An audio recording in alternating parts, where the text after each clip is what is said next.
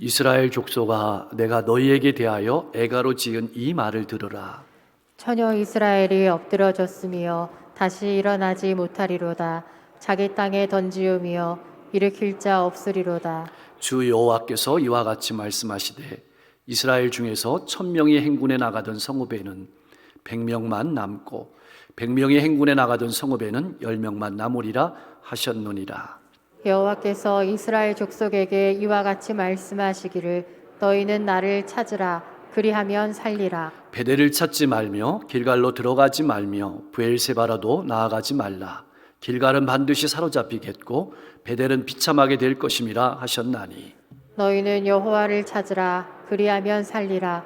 그렇지 않으면 그가 불같이 요셉의 집에 임하여 멸하시리니 베델에서 그 불들을 끌 자가 없으리라. 정의를 순쑥으로 바꾸며 공의를 땅에 던지는 자들아, 묘성과 삼성을 만드시며 사망의 그늘을 아침으로 바꾸시고 낮을 어두운 밤으로 바꾸시며 바닷물을 불러 지면에 쏟으시는 이를 찾으라. 그의 이름은 여호와시니라. 그가 강한 자에게 갑자기 패망이 이르게 하신즉 그 패망이 산성에 미치느니라. 우리가 성문에서 책망하는 자를 미워하며 정직히 말하는 자를 싫어하는도다. 너희가 힘없는 자를 밟고 그에게서 미래 부당한 세를 거두었은즉 너희가 비록 다듬은 돌로 집을 건축하였으나 거기 거주하지 못할 것이요 아름다운 포도원을 가꾸었으나 그 포도주를 마시지 못하리라. 너희의 허물이 많고 죄악이 무거움을 내가 아노라. 너희는 의인을 학대하며 뇌물을 받고 성문에서 가난한 자를 억울하게 하는 자로다. 그러므로 이런 때에 지혜자가 잠잠하나니 이는 악한 때임이니라. 너희는 살려면 선을 구하고 악을 구하지 말지어다. 만군의 하나님 여호와께서 너희의 말과 같이 너희와 함께 하시리라. 15절 너희는 악을 미워하고 선을 사랑하며 성문에서 정의를 세울지어다. 만군의 하나님 여호와께서 혹시 요셉의 남은 자를 불쌍히 여기시리라. 아멘. 이 말씀이 들려지던 때는 여로보암 왕이 통치하던 시대였습니다. 이때는 안정과 번영의 시대였습니다. 모든 것이 풍부했습니다. 최고급 포도주가 생산되었고 또 유럽과 아시아 각지로 품질 좋은 올리브 기름이 팔려나가던 시대였습니다. 거리마다 큰 집이 세워지고 많은 사람들이 기쁨과 즐거움으로 제사하던 시대였습니다. 이때 선지자 아모스가 나타났습니다. 그리고 애가를 불렀습니다.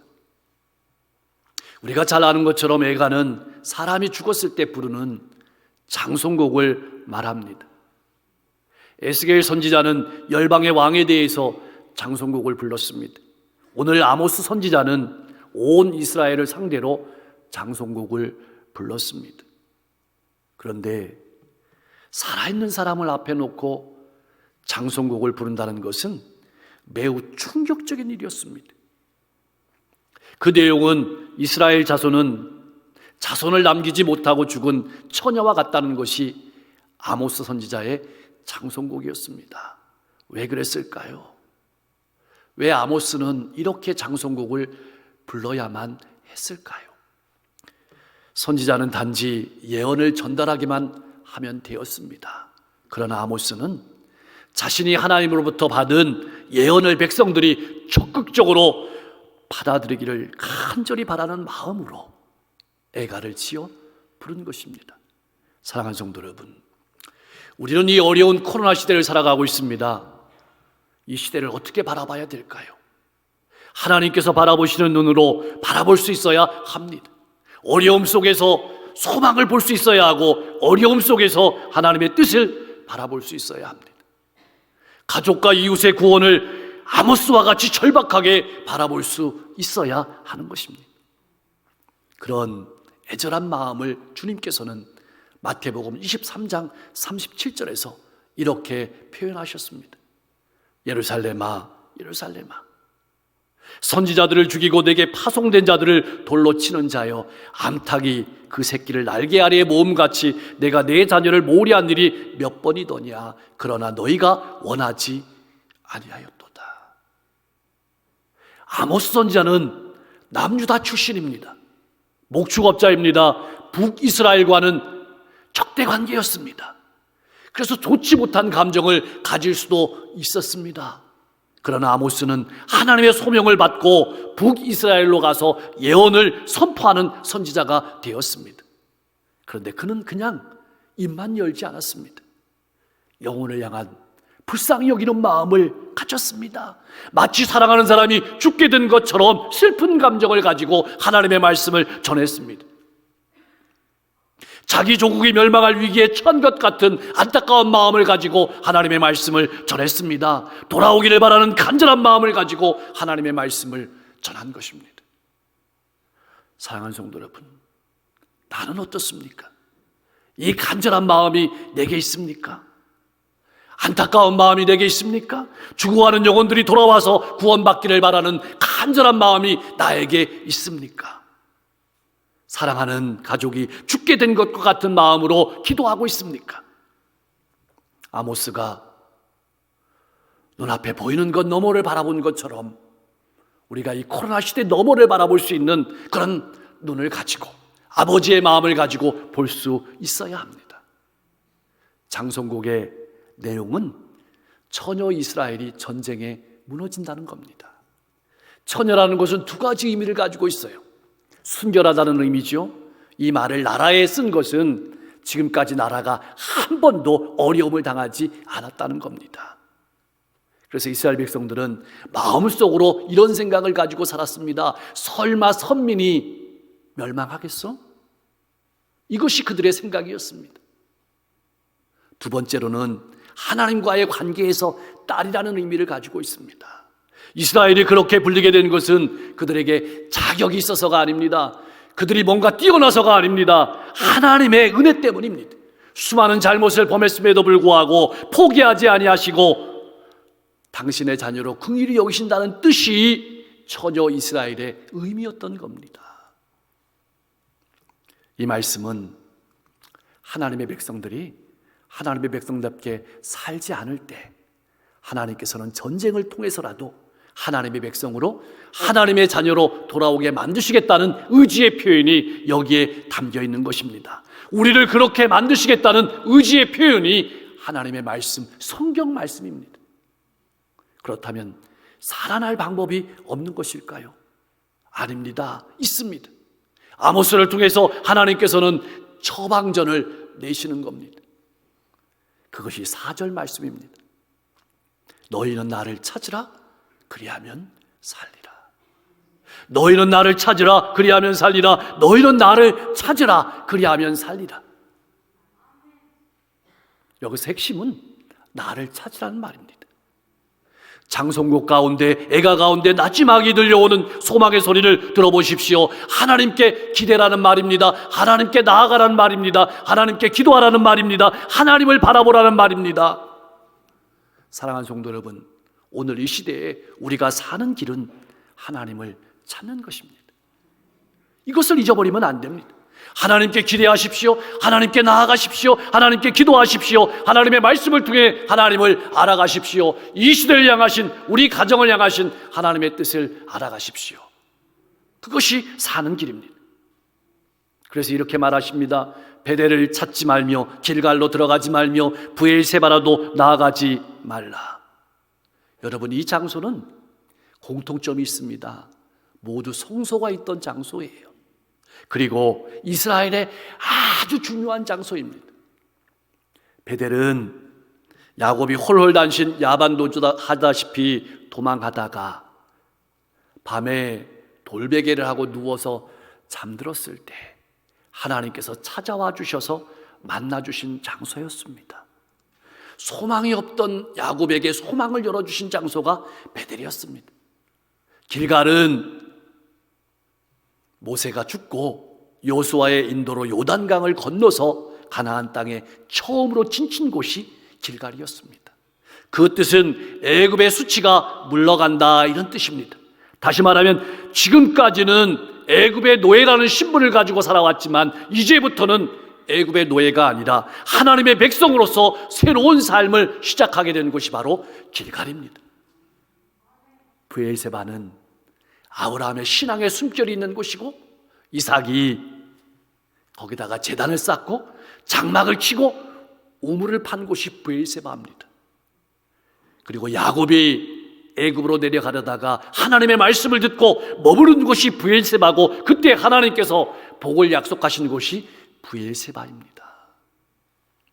이 세 장소는 모두 하나님께서 만나주시고 복 주신 장소입니다. 그런데 이스라엘 백성들은 하나님은 잊어버리고 성소만 찾은 겁니다.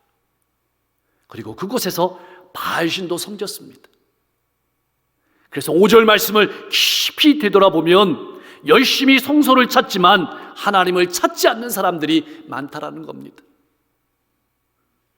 오늘 이 시대에 우리를 향하신 말씀이기도 할 것입니다. 목적과 수단이 뒤집혔다는 얘기입니다. 하나님을 찾는 것이 본질인데 하나님은 찾지 않고 성소만 찾는 것이 오늘 이 시대의 아픔이었습니다. 사실 이 예배의 갈등이 이 시대만 아니고 성경에 나오는 하나님과 믿는 사람들의 갈등이기도 합니다. 이스라엘 백성들은 언제나 이렇게 생각했습니다. 우리가 하나님께 예배를 잘 드렸으니 하나님의 복을 받을 자격이 있다. 네, 하나님의 생각은 다르십니다. 너희가 언제 예배를 잘 드렸느냐? 짐승의 목을 따고 피를 흘리는 것은 잘했지만 나를 찾지는 않았다. 성전에 나와 앉아 있었지만 나를 찾지는 않았다.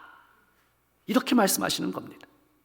그래서 6절 말씀에서 반복하게 간절하게 말씀하시는 겁니다. 너희는 여호와를 찾으라, 그리하면 살리라. 장소를 찾지 말고 하나님을 찾으란 말입니다. 근데 이스라엘 백성들은 일상생활 속에서는 마구 죄를 짓고 살아오다가도 일주일에 한 번 절기 때 나와서 제사만 드리면 하나님이 자동적으로 복을 주신다고 오해하고 살았던 것입니다. 또한 가정과 일터와 이웃에서 하나님을 섬기지도 않고 찾지 않으면서도 절기에 나가기만 하면 복 받는다는 신앙을 가지고 살아왔던 것입니다. 그런 백성들을 향해서 이 신앙을 바로잡으라고 권면하는 말씀이 이 애가의 말씀입니다. 5정 6절 말씀을 통해서 하나님께서는 우리에게 질문하시는 겁니다. 이런 질문이죠. 도대체 믿는 사람과 믿지 않는 사람의 차이가 뭐냐? 신앙생활하는 사람과 신앙생활하지 않는 세상 사람과의 차이가 무엇이냐? 이 차이를 만들어내라. 이렇게 우리에게 말씀하시는 겁니다. 내 주변에 예수 믿지 않는 사람과 내 삶의 차이를 만들어내라. 이 만들어내야 될 책임이 우리에게 있다고 말씀하시는 겁니다. 그러면서 아모스 선지자는 열방의 죄악을 말합니다. 아모스 1장, 2장에서 기록하는데요. 그 죄악은 물질, 쾌락, 명예와 권력이었습니다. 오늘날도 마찬가지일 겁니다.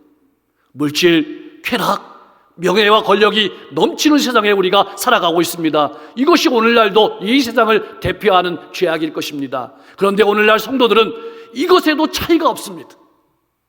여기다가 하나님은 찾지 않고 장소만 찾는 목적과 수단이 뒤바뀐 삶을 살아가고 있다고 본문은 우리에게 말씀하시는 겁니다. 그런 삶을 살아가는 신앙인들을 7절에서는 이렇게 정의합니다. 정의를 순쑥으로 바꾸며 공의를 땅에 던지는 자들아.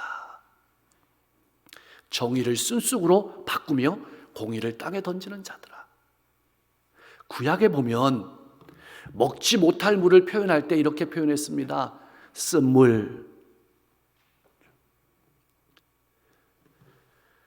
비참한 인생을 맛본 나옴이라는 여인이 모압에서 이스라엘로 돌아오면서 자신의 이름을 바꾸었습니다. 마라. 이것은 쓴 인생이란 뜻이죠. 그렇다면 정의는 어떻게 정의를 내릴 수 있을까요? 오늘날 많은 사람들이 정의를 각자의 이름으로 정의를 내리지만 오늘 이 말씀을 기준으로 정의라는 것을 정의 내리면 사람을 행복하게 해주는 일입니다. 가난한 사람을 행복하게 해주고 연약한 사람을 행복하게 해주고 억울한 사람을 행복하게 해주는 것이 정의일 것입니다. 공의라는 것은 다른 사람을 따뜻하게 해주고 사랑해 주는 것을 말합니다. 그런데 하나님은 신앙인들이 이것을 버렸다고 말합니다. 세상 사람에 대해서는 말하지 않습니다. 교회에서는 좋은 신자처럼 보이지만 이웃을 함부로 대했다고 말씀하시는 겁니다. 나의 욕망을 채우기 위해서 이웃을 억울하게 했다고 말씀하시는 겁니다. 한마디로 말로만 사랑했다고 말씀하시는 겁니다. 그래서 야고보서 2장 16절에서는 믿는 사람을 이렇게 고발합니다. 우리 같이 한번 읽어보겠습니다. 너희 중에 누구든지 그에게 이르되 평안히 가라, 덥게 하라, 배부르게 하라 하며 그 몸에 쓸 것을 주지 아니하면 무슨 유익이 있으리요. 아멘. 우리 신앙인들이 늘 습관적으로 자주 하는 가장 실망스러운 말이 무엇일까요? 여러분 인생에 가장 실망스러운 말이 어떤 것이었습니까? 욕도 실망스러운 말이겠지만 그것보다 주지 않으면서 말만 하는 겁니다. 따뜻하게 해주지 않으면서 따뜻하게 입으라고 말만 하는 겁니다. 빵 하나 사주지 않으면서 배부르게 먹으라고 말만 하는 겁니다. 기도하지 않으면서 습관적으로 기도하겠습니다 말만 하는 겁니다. 제가 말씀을 준비하면서 보니까 마음에 여기 찔리더라고요. 아모스 선지자를 통해서 하나님께서 우리에게 말씀하시는 겁니다. 하나님을 찾는 것은 말만 하는 것이 아니고 삶에서 나타내는 겁니다. 다른 사람을 따뜻하게 해주고 행복하게 해주는 것이 하나님을 찾는 것입니다. 사랑하는 성도 여러분, 하나님을 찾는다는 정확한 의미가 무엇일까요? 거룩함을, 말씀을 삶으로 나타내는 겁니다. 더 나아가서는 관계 속에서 그 거룩함을 나타내는 것입니다. 내가 살고 싶은 삶을 살아가는 것이 아니라 하나님이 원하시는 삶을 가정과 일터와 이웃 가운데서 살아가는 것이 바로 하나님을 찾는 것입니다. 사랑하는 성도 여러분, 우리가 믿는 하나님은 어떤 하나님이십니까? 여러분은 하나님을 어떻게 믿고 살아가고 있습니까? 오늘 말씀해 보니까 온 우주 만물을 창조하신 분입니다. 운행하시는 분입니다. 주관하시는 분입니다. 이렇게 말하면 교과서적이죠. 더 쉽게 피부적으로 와닿게 설명하면 우리의 절망을 소망으로 바꾸시는 분입니다. 우리 인생의 어두운 밤을 밝은 새벽으로 바꾸시는 분이 바로 하나님이십니다. 반면 우리가 하나님을 찾지 않을 때 하나님은 우리의 죄악을 드러내시며 심판하시는 분입니다. 우리의 아픔은 내가 보고 싶은 하나님, 내가 믿고 싶은 하나님만 믿는다는 겁니다. 그래서 어떤 분들은 삶에서 아예 주일날만 하나님을 조금 기억하고 일주일 하나님을 잊어버리며 살아갑니다. 어떤 분들은 하나님을 너무 두려워하며 살아갑니다. 우리가 살아가면서 짓는 죄는 우리의 연약함 때문에 생기기도 하지만 본질적으로는 하나님의 주권을 인정하지 않는 데서 생깁니다. 쉬운 표현을 하면 하나님 앞에 살아가지 않을 때 우리는 쉽게 죄를 짓게 되어 있습니다. 그것이 사람이란 존재입니다. 하나님의 주권을 인정하지 않을 때 벌어지는 일들이 10절 이하의 말씀에 기록되어 있습니다. 우선 바른 말을 듣기 싫어합니다. 언제나 예언자는 인기가 없습니다. 설교자도 인기가 없습니다. 그래서 사람들이 말하다가 듣기 싫을 때 이렇게 말하죠. 설교하지 마. 누가복음 18장에 보면 성전에 나와서 예배하고 기도하는 두 사람이 나옵니다. 바리새인과 세리입니다. 바리새인은 완벽합니다. 그런데 하나님의 말씀을 자기에게 해당하는 말로 듣지 않아요. 세리는 죄를 많이 지었습니다. 그 말씀을 자기의 말로 듣습니다. 그래서 이렇게 기도합니다. 하나님, 나를 불쌍히 여겨 주옵소서. 우리가 예배 드릴 때 가장 핵심이 여기입니다. 우리는 하나님 앞에 감히 앉을 수 없는 존재입니다. 설 수 없는 존재입니다. 나아갈 수 없는 존재입니다. 주님의 보혈이 없다면 우리가 이 자리에 앉을 수 없는 존재임을 알아야 합니다.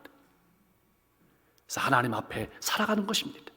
오늘 본문 말씀은 이렇게 우리를 고발합니다. 사람을 억울하게 하고 사랑하지 않은 사람이 바로 너다. 그런 시대를 가리켜서 시편 기자는 시편 12장 8절에서 이렇게 고발합니다. 비열함이 인생 중에 높임을 받는 때 악인들이 곳곳에서 날뛰는도다. 보십시오. 억울한 사람이 가장 없어야 되는 사회가 이스라엘 아닙니까? 하나님을 믿는 민족 아닙니까? 가장 서로를 돌봐야 되는 사회가 이스라엘 아닙니까? 과거에 가장 많은 어려움을 겪었던 사람들이 이스라엘 아닙니까? 이집트에서 종살이 했습니다. 누구보다 고통스럽게 살았고, 누구보다 힘들게 살았고, 누구보다 압제당하며 살았습니다. 그러니 고통당하는 사람을 알아야 되고, 힘든 사람을 알아야 되고, 압제당하는 사람을 알아야 되는데 오히려 그들이 외면했습니다. 그들도 마찬가지로 동중심, 권세중심, 쾌락중심에 더해서 하나님은 찾지 않고 형식만 찾는 신앙인이 되었던 것입니다. 하나님께서 11절 말씀에 분명하게 말씀하십니다. 그런 삶을 살 때 아무리 큰 집을 짓는다 할지라도 거기에 거주하지 못할 것이요 포도 농사를 짓지만 그것을 마시지 못하리라. 이 말은 남을 불행하게 하고는 결코 행복할 수 없다는 뜻입니다. 12절 말씀은 참 무서운 말씀입니다. 하나님께서 우리의 모든 죄악을 허물을 아신다. 허물은 하나님의 권위를 인정하지 않는 것을 말합니다. 내가 내 마음대로 내 뜻대로 신앙생활하는 것을 아신다고 말하는 겁니다. 죄악은 하나님께서 창조주시며 심판자이심을 부인하는 겁니다. 하나님 앞에 살지 않을 때 우리는 죄를 짓게 되죠. 13절 말씀은 참으로 마음 아픈 이야기입니다. 그러므로 이런 때 지혜자가 잠잠하니 이는 악한 때임이니라. 선지자나 의인들이 침묵하는 것은 아무리 외쳐도 그릇된 일로 가기 때문에 잠잠하는 것입니다. 그렇다면 우리 믿음의 사람들에게 남은 것은 하나입니다. 하나님의 말씀대로 하나님의 뜻대로 살아가는 것입니다. 사랑하는 성도 여러분, 우리가 어떻게 살 수 있을까요? 가장 중요한 것은 하나님 앞에 울어야 합니다. 우리의 모습을 보고 울어야 합니다. 예루살렘을 향해 우시는 예수님의 마음을 가져야 합니다. 우리 가정과 일터와 이웃을 바라볼 때 그들의 영혼을 바라보며 울 수 있어야 합니다. 나만 행복한 것이 아니고 다른 사람을 행복하게 만드는 신앙을 해야 합니다. 날마다 하나님의 말씀 앞에 내 자신을 세워야 합니다. 내 뜻이 아니고 하나님의 뜻을 구별하며 하나님의 온전하신 뜻을 세우며 살아가야 합니다. 그래서 바울 사도는 로마서 12장 2절 말씀에서 우리에게 이렇게 권면하고 있습니다. 같이 한번 고백하겠습니다. 너희는 이 세대를 본받지 말고 오직 마음을 새롭게 함으로 변화를 받아 하나님의 선하시고 기뻐하시고 온전하신 뜻이 무엇인지 분별하도록 하라. 아멘. 그런데 말씀을 뒤집어 보면 빵을 주고 그 사람을 위해 기도를 해주고 봉사를 하는 것에는 이 마음이 필요합니다. 목사님, 마음이 안 가는데요. 그러면서 마음을 위해서도 기도해야 되지만 그러면 마음이 좋아질 때까지 기다리고 있으면 되느냐? 우리의 아픔은 내 마음이 좋아질 때까지 기다리다가 시간 다 보내는 겁니다. 여러분, 사랑해서 봉사하기도 하고 사랑해서 헌신하는 것이 맞습니다. 그러나 인생은 기회입니다. 우리에게 주어진 시간은 기회입니다. 그 기회를 놓치면 안 됩니다. 일단 먼저 봉사하십시오. 일단 먼저 헌신하십시오. 그 봉사를 통해서, 헌신을 통해서 사랑의 마음이 생기기도 하는 것입니다. 주일만의 성도가 아니라 일주일의 성도가 되십시오. 주일날 받은 은혜가 일주일 가도록 하십시오. 믿음의 사람은 세상 사람들과 달라야 합니다. 이 차이를 만들어내는 것이 저와 여러분들의 사명입니다. 그것이 바로 하나님을 찾는 길이고 생명을 살리는 길입니다. 아모스라는 이름의 뜻은 이런 뜻이 있습니다. 하나님의 짐을 진 자, 하나님께서 보존하시는 자. 여러분 잘 말씀을 묵상해 보십시오. 하나님의 짐을 지고 살아가는 사람을 누가 지키냐면 하나님이 지키시는 겁니다. 그것이 아모스가 안전한 이유였습니다. 여러분들도 하나님께서 보존하십니다. 여러분들이 이 시대의 아모스입니다. 여러분들이 아모스임을 기억하고 이웃과 일터를 섬기며 수많은 영혼들을 살리는 복된 한 주가 될 수 있기를 주님의 이름으로 간절히 축원합니다. 하나님, 우리 성도님들이 어려운 시대를 살아가고 있습니다. 그렇지만 이 어려운 시대 가운데서도 하나님이 바라보시는 눈으로 이 시대를 바라볼 수 있게 하옵소서. 아버지의 마음을 가지고 주님의 마음을 가지고 살아가게 하여 주시옵소서. 하나님의 백성답게 살게 하시고 하나님 앞에 하나님을 찾는 신앙인으로 살아가게 하옵소서. 주일만의 신앙이 아니라 일주일의 신앙이 되게 하시고 나로 말미암아 다른 이들의 인생이 행복해지고 따뜻해지는 역사가 있게 하여 주옵소서. 하나님께서 역사를 운행해 나가심을 바라보고 믿지 않는 사람들과 차이를 만들어내는 삶이 되게 하여 주옵소서. 이 시대의 아모스가 되어 가정과 일터, 지역과 민족을 살리는 복된 통로로 복되게 살아가게 하여 주옵소서. 갑자기 날씨가 쌀쌀해졌습니다. 우리 성도님들 영육간의 건강을 주옵소서.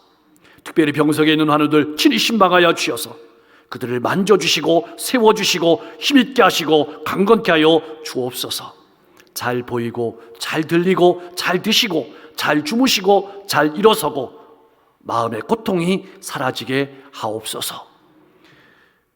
자녀들에게는 은사에 맞는 진로의 길을 열어주시고 군에 객지에 나가 있는 가족들을 복 주시옵소서. 성도님들의 가정이 늘 행복하고 웃음이 넘치는, 사랑이 넘치는 가정천국이 되게 하시고 날마다 예배를 통해서 축복이 흘러가는 축복의 통로가 되게 하여 주옵소서. 우리 교회가 이 시대의 구원의 방주로 사명을 감당하게 하실 때 특별히 선지자님들을 기억하여 주셔서 그들의 앞길을 활짝 열어 주옵소서. 우리 교회의 사역을 통해서 수많은 이웃들이 힘을 얻게 하시고 풍성한 열매가 맺어지게 하옵소서.